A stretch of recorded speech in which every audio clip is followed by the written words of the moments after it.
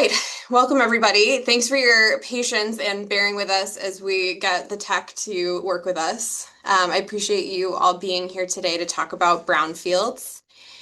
We are offering live Spanish interpretation of this meeting, and if that's something of interest, please just let us know in the chat so that we can get that set up. Jose, could I ask you to say that in Spanish for us? Hola, buenas tardes. Gracias por estar en esta reunión. Si usted en esta tarde va a necesitar un intérprete, por favor, déjenos saber vía el chat para que podamos tener eso a su servicio. Great, thank you. Okay, so today we are going to be doing this Brownfields information session to catch folks up on some of the Brownfields activities that we've been having going on through our city, thanks to a number of grants that we've been fortunate enough to receive and utilize in our city. We'll start with some introductions of our teams. We will also kind of share a little bit of context about what a brownfield is. And then we will be talking about our two different US EPA brownfields grants that we have active in the city right now. Finally, we'll be talking about how to get involved in this process in the future. So first, to kick us off, we could go through some introductions on our side. My name is Lauren Drago. I'm the Associate Planner for the City of Lynn, and I am joined by my colleagues at EDIC, who's our fiduciary for this grant. Bill, Justin, would you like to introduce yourselves? Hi, everyone. Bill Bachnack. I'm the Operations Manager here at EDIC Lynn. I'll turn it over to my colleague, Justin De La Cruz. Good afternoon, everybody. Justin De La Cruz, Outreach Manager for EDIC Lynn. Pass it back to you, Lauren. Great, thank you. Of course, none of this work would be possible if not for the U.S. Environmental Protection Agency. We're joined today by Cain. Cain, are you available to introduce yourself? Yes, I am. Hello, my name is Cain Bancale. I work for EPA Region 1 out of Boston, and the City of Lynn is my Brownfields grantee. Glad to be here. Back to you, Lauren. Thanks so much, Cain. Cain is our project officer and a huge help for the work that we're doing here. We also have our fantastic QEP for the assessment grant, our consultant, Weston and Sampson.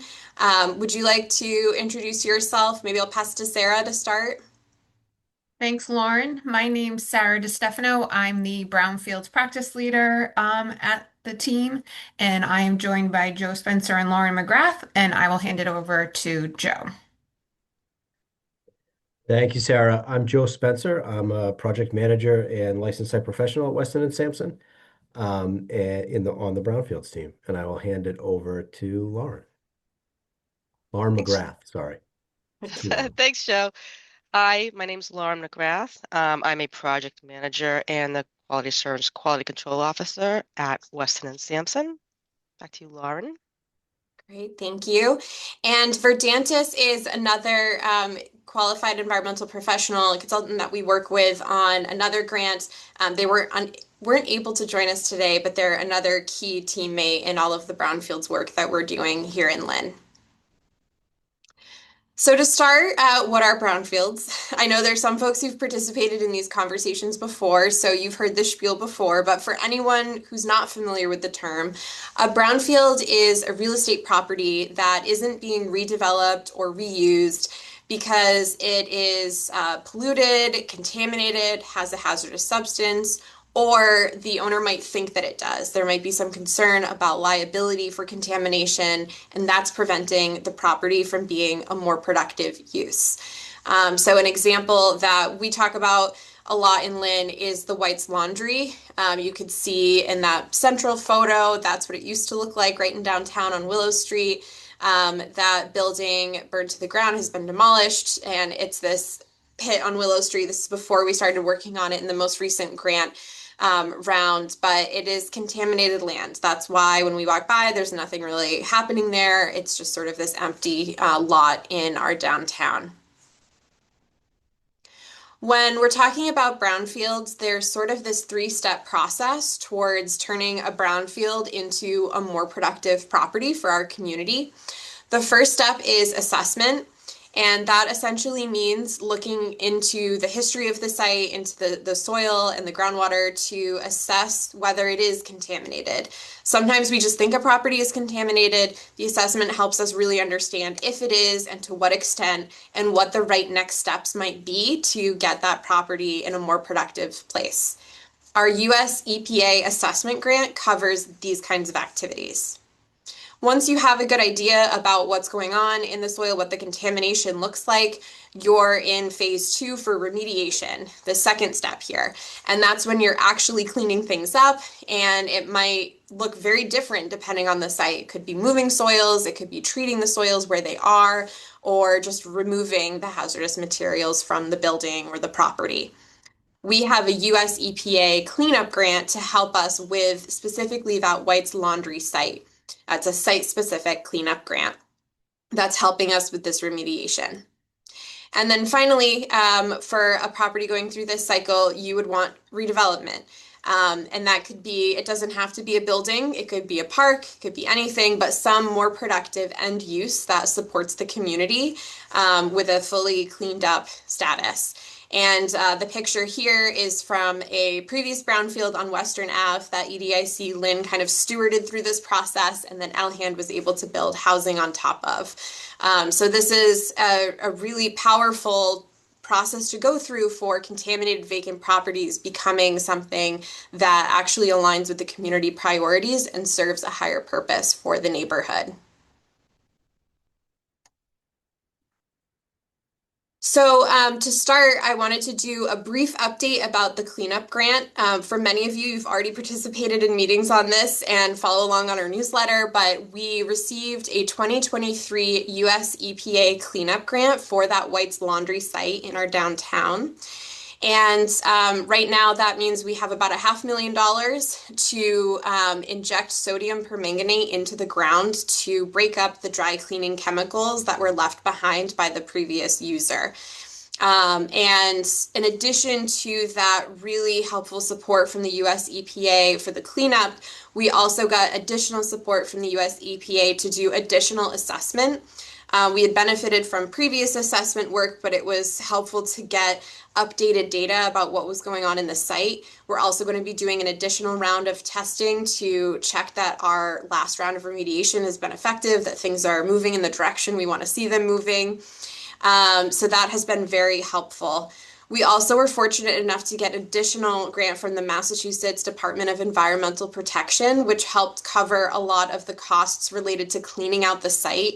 This has been sort of a dumping hotspot in downtown, so we were able to use that funding to get some of the TVs and furniture and trash out of there, clean out a lot of the brush, and then install a much more secure fence around the perimeter to try to maintain site control to make it a more effective and safe workspace for the workers on site doing the actual remediation work. And for anyone unfamiliar with this project, this is one of the project maps that we sort of work from. That purple line is the disposal site here. So you see the big green empty lot there at the top left. This is sort of where the contaminants have ended up because of the groundwater. And you can see in those little blue circles and the red circles, those are different wells that we're able to utilize to get better data about what's going on with those contaminants. So our next step for 2026 is we're going to be doing another round of monitoring of, again, the assessment, trying to understand if what we're doing is effective, if things are still looking the way we expect them to. And then we will be installing a permeable reactive barrier, which will remove contaminants within the groundwater as it flows off the site. And then if you are interested in updates about this, we post updates occasionally as needed at lynnandcommon.com. There's a project page specifically for this site, and so you're welcome to follow up on that or to email me directly if you have any questions about that. Now I will transition to our assessment grant, which is really the meat of what we're talking about today. So Lynn received a 2024 US EPA assessment grant. And we are very grateful to be able to partner with EDIC Lynn, who again is the fiduciary on all of these grants. And that is $500,000 that we can use over a multi-year period to provide assessment support for different properties. We particularly are interested in the downtown and waterfront areas because that is what sort of came up in our community comprehensive plan as important areas to focus on. However, it is a community-wide grant, and so there's sites beyond that that are eligible for benefiting from these funds. As I mentioned before, Weston and Sampson is our qualified environmental professional, or QEP, for this. They're basically our experts and our consultants who help us do the actual work on these sites using these grant funds. And I am going to pass it on to that team now to kind of talk through a little bit more about who Weston and Sampson is and some of the activities that we can do using this grant.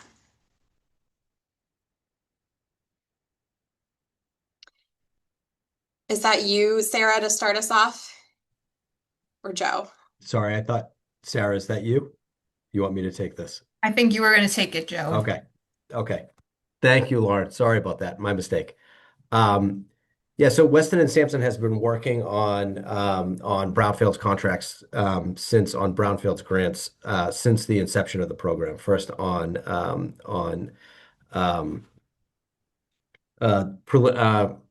the word is escaping me.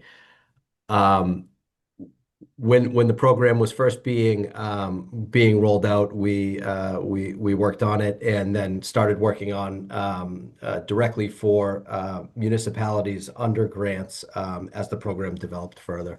We've been around for 127 years, employee-owned company, municipally focused. 75+% of our clients are municipalities or public agencies.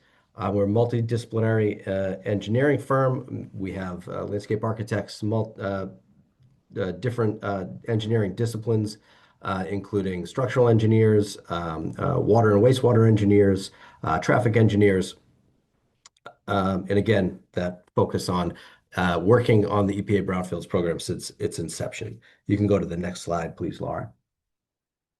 Oh, so under a Brownfields community-wide assessment grant, the focus is primarily environmental site assessment, site-specific work, environmental site assessment.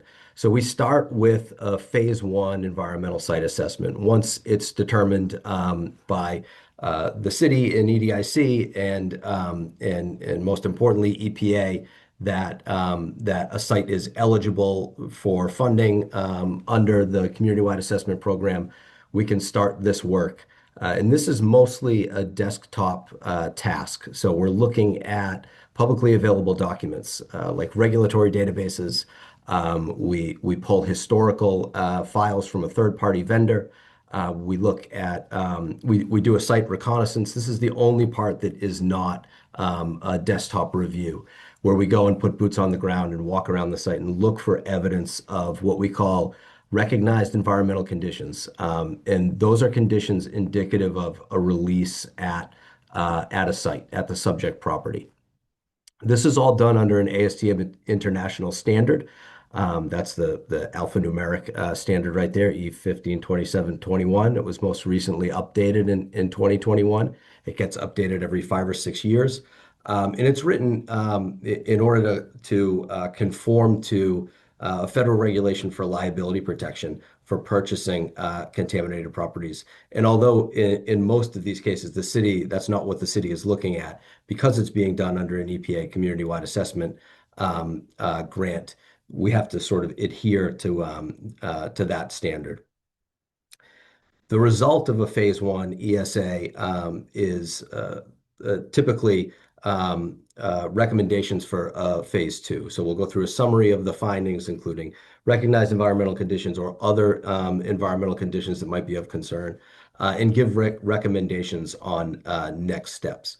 One thing to note that's important about this phase is that there is no environmental sampling. There's no intrusive sampling for this particular phase. That happens in phase 2, which is the next slide. So during a phase 2 environmental site assessment, this is where we collect samples for environmental media.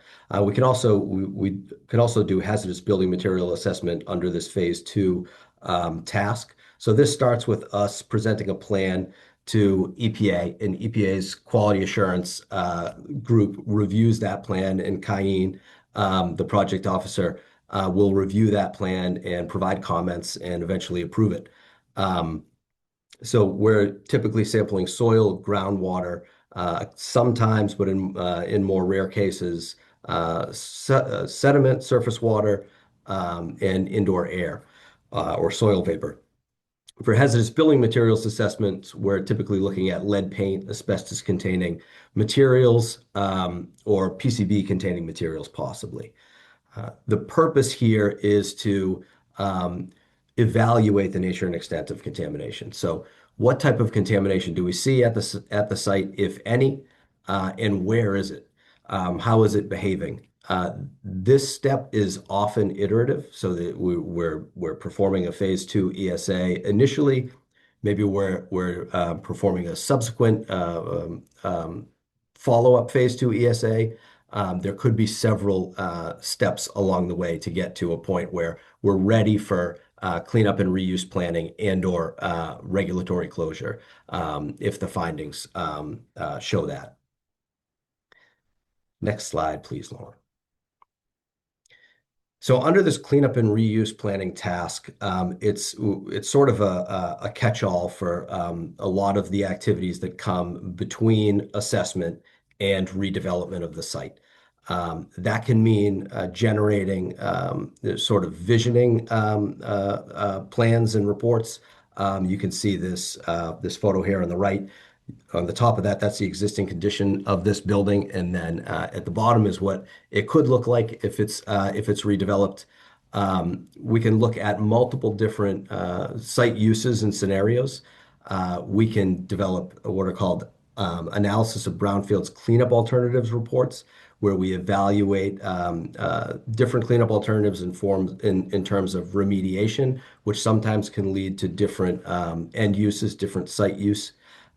We can also do MassDEP, Massachusetts Department of Environmental Protection, regulatory reports, which there's a similar report to an analysis of brownfields cleanup alternatives called a release abatement measure plan, or a phase 3 remedial action plan. Next slide, please, Lauren. And so we're going to talk a little bit about some of the sites that we have worked on under this contract. Lauren's going to talk about this site first, and then I'll talk about a couple of park sites. Thanks, Joe. So Joe was saying one of the properties we're conducting assessment activities at is the former Station 8 fire station, located at 450 Eastern Avenue. This property is located in a primarily residential area. It was a municipal fire station constructed approximately 1924, and it operated as a fire station until around 2004. After it ceased operations as a fire station, it was used for storage from 2004 to approximately 2020, and it has been vacant since 2020. We recently conducted a phase 1 environmental site assessment at the property in March of 2026. As part of the findings of that phase 1 environmental site assessment, we identified evidence of the historical import of fill material from an unknown source, which is considered a recognized environmental condition, or REC, that Joe just recently talked about. We also identified the potential to encounter hazardous building materials, such as that includes asbestos, polychlorinated biphenyls or PCBs, lead-based paint, and mercury. And that was considered a business environmental risk. And this was all discussed in our phase 1 ESA report. Based on that phase 1 ESA findings, we also conducted a hazardous building material investigation recently, also in March of 2026. We're currently awaiting the laboratory analytic results of the samples that we submitted as part of that hazardous building material investigation. And once we receive those results, we will prepare what we call a hazardous building material investigation report, as well as cost estimate for abatement and redevelopment options. Back to you, Joe. Actually, if I could just chime in before we move on to the parks, I think just from the city perspective, this is really helpful for us because the intention here is that eventually we'll request that the city council declare this a surplus property and that it will be available for private developers to bid and make proposals for what they would like to do on the site. And historically, we haven't really been able, when we've done a process like this, we haven't really always been able to give a lot of detail about the environmental status of the property that's available for developers.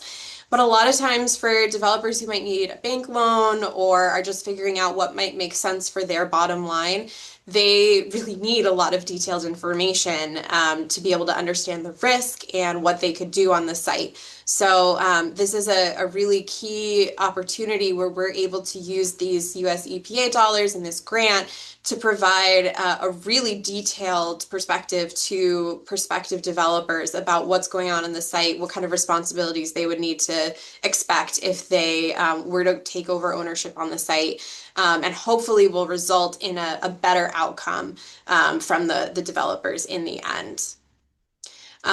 Joe, I'll pass it back to you. Thank you. So the next two sites we're going to talk about are two park sites in the city. This is Sheridan Park. This is it's at 26 Sheridan Street. You can see it's kind of a long, like a linear pocket park almost. So some assessment was conducted over the summer by others. They identified lead, semi-volatile organic compounds, and polychlorinated biphenyls in soil. This was done in preparation for redevelopment of the park. The park was closed to restrict access to superficial soil once that contamination was discovered. And notification to Mass DEP happened in November 2025 and January 2026. There were two separate notifications on this. First with the initial closure, and then there was another notification for additional contaminants in soil. The first one was for lead, and the second one was for those other two contaminants, SVOCs and PCBs. We haven't done any invasive work on this site yet, other than that initial investigation. We haven't done a full-scale phase 2 here yet. That's coming up. We're working on the site-specific quality assurance project plan, and under that plan, under the upcoming assessment, we'll evaluate the site further, deeper soils, evaluate groundwater, and sort of work toward the next steps for either remedial action or site closure. Because this site is going to be used as a public park in the future, it's going to continue to be used as a public park. We're obviously leaning toward remedial action so that it can be reopened and reused as a redeveloped public park. And so for Sagamore, there's a similar story here. This site came into the program at the same time. Again, this has a history of residential use, and it's been a playground since the early 70s. Some initial investigation was conducted here in the summer 2025, and then we came in and did a superficial investigation, just like Sheridan.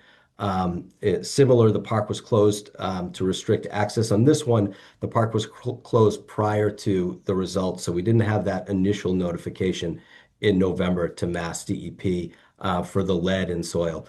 We just had that secondary notification for the lead, semi-volatile organic compounds, and polychlorinated biphenyls in soil, in superficial soil.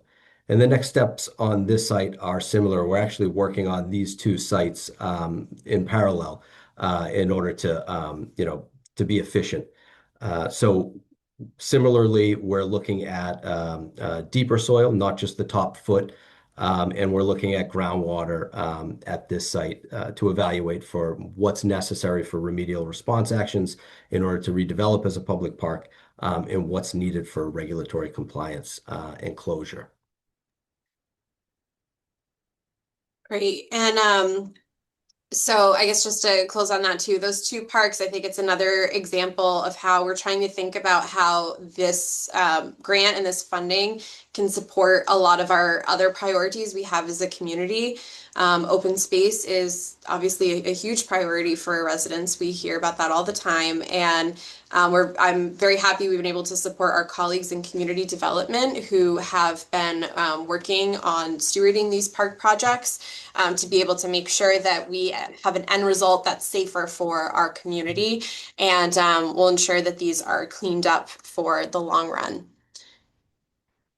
So in thinking about next steps, one of the key takeaways, key messages I want to make sure people hear are that although we just talked about 3 city-owned properties, the assessment grant is something that private property owners can utilize for their properties as well.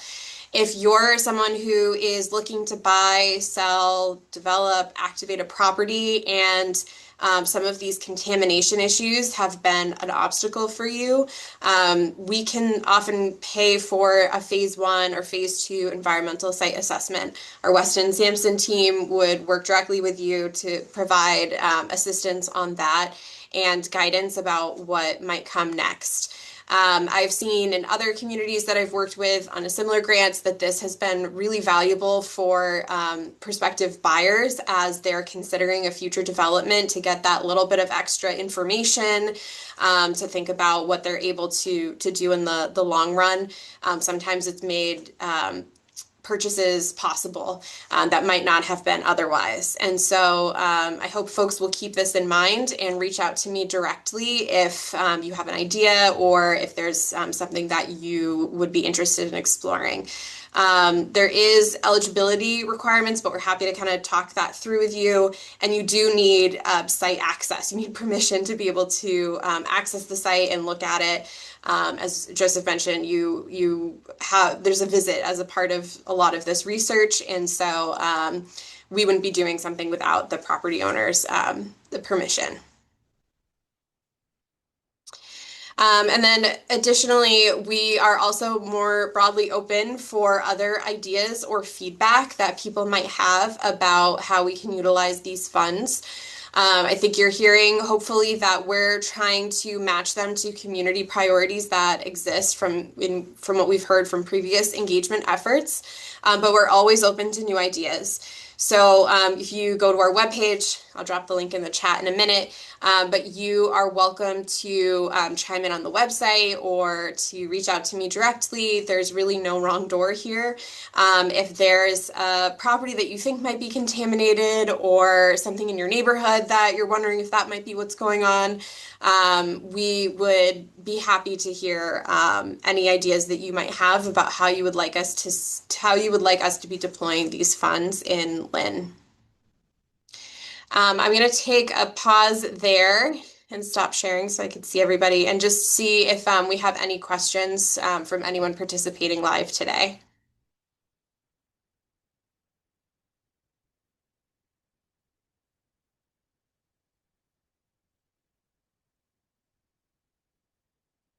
Okay.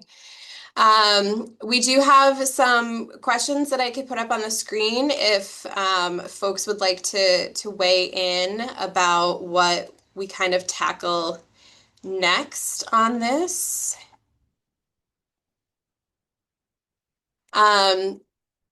So curious if you have any specific, I mentioned other properties would be really helpful if folks have ideas about specific properties they'd like to see us look at. But also, if there's specific priority geographic locations or themes that you'd like to see us push forward using these funds on, happy to hear feedback on that. There's a few different questions here that you're welcome to kind of take into consideration, and yeah, happy to get any feedback or questions from our live audience right now. Well, I just had a couple of notes about the Sheridan and Sagamore Street parks. I'm familiar with both of them. I've done some just volunteer neighborhood cleanups and monitoring of those. And I'm wondering where, especially on Sagamore Street, where did those contaminants come from? What do they indicate was the industry or whatever that contaminated? And right next door to that is an active um, small business that does, they have a spray booth there, and I'm just wondering if they make sure they take that into consideration. I know that there's monitored at public hearings when they first got the permits. Sal, I guess is his name, to open up the shop. As long as nobody could smell any residual from the spray booths for the stains they use, it was okay. But I'm just want to make sure that there's not only consideration there, but the street that backs up to it was industrial too, Suffolk Street, I believe it is. And I'm just wondering if that's a whole thing that you're looking at just that site, or you're looking at the whole neighborhood too, because that's important for uh, developing that other side street. And on Sheridan Street, I know it's a very tiny little wedge of land. There's actually some natural bedrock outcroppings that come up, and there's very little equipment there. And I'm just wondering what would have contaminated that. And there was some talk from, I guess, Joe that said that maybe they were talking about assessing whether it would be continued to use that as public space. So I'm wondering where that goes. And also Willow Street, what's the next step in that? Because I know there were some hearings discussing use after the decontamination.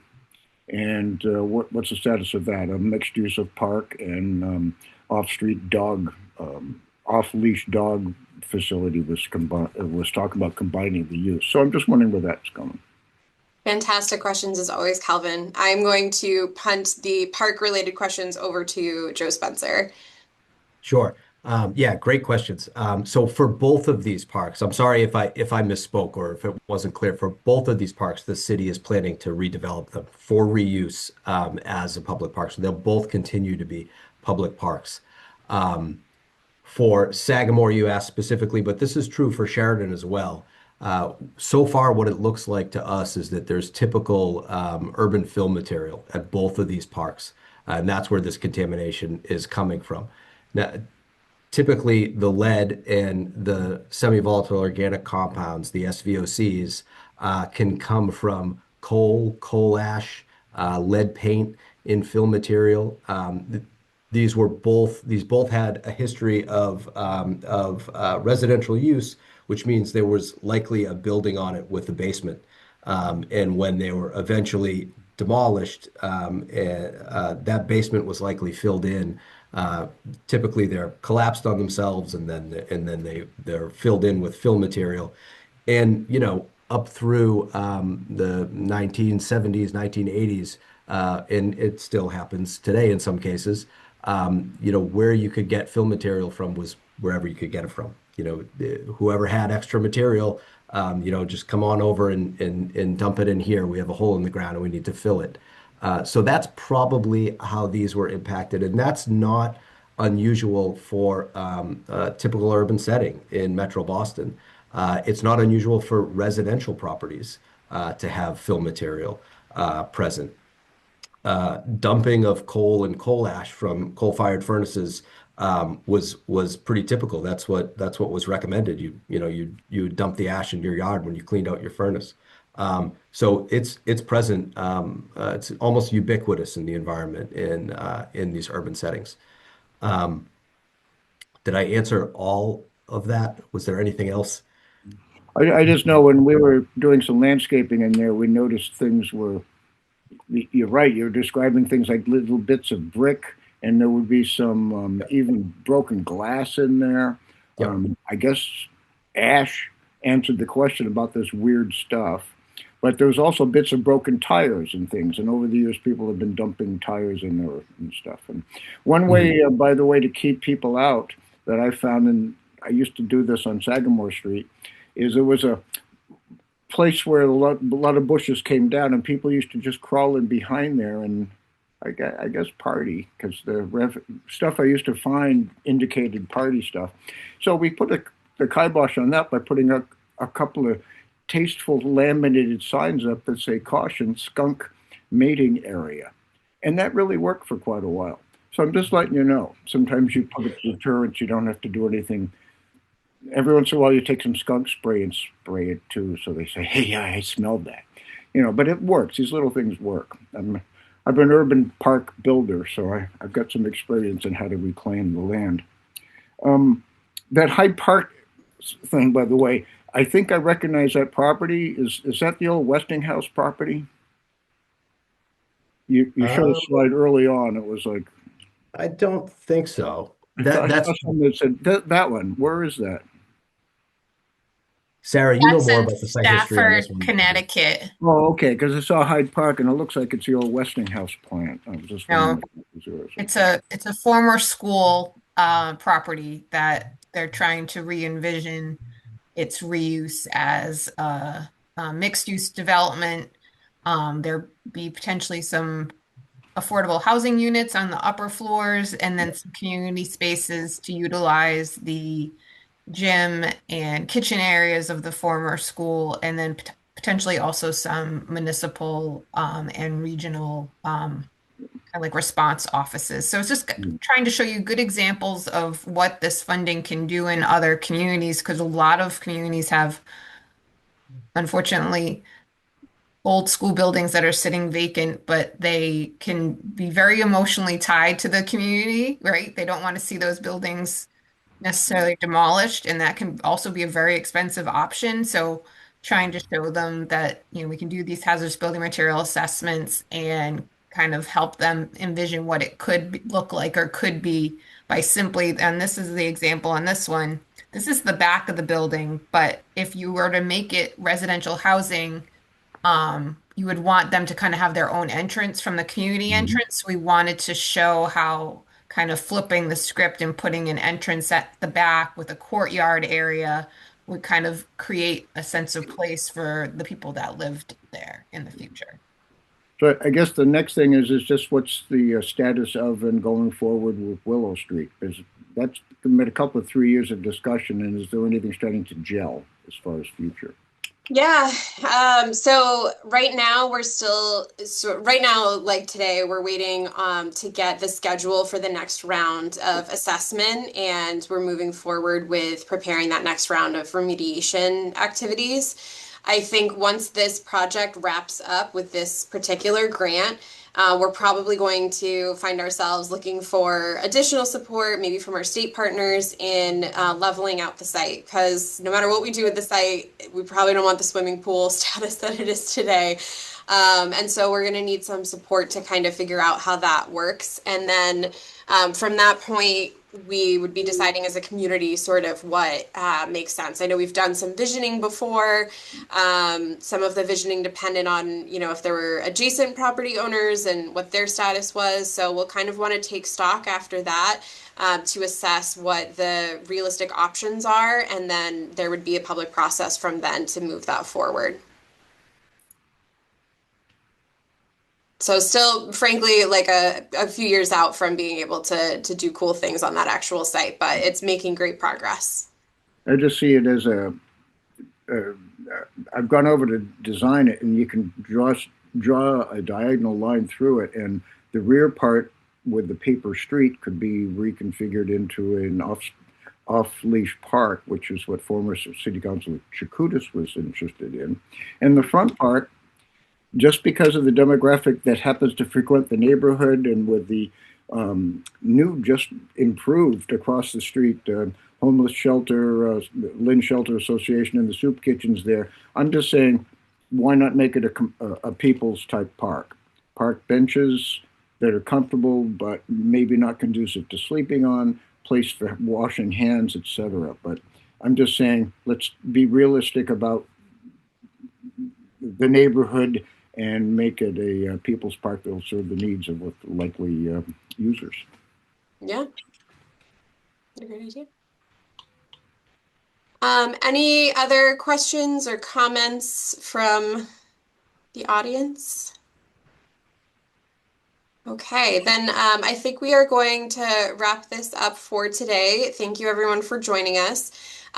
This will be posted to YouTube afterwards, so people can access it on their own time. And once more, our webpage, I will sort of put up our my information. My email address is here. It's always open. There's our webpage. There's no wrong door to go in to see if there's something that we could do to use these brownfields dollars to support either a specific property or some priority that you see in the community. Thank you so much, everyone, for joining us. I really appreciate it. Thank you, Lauren. Thank you.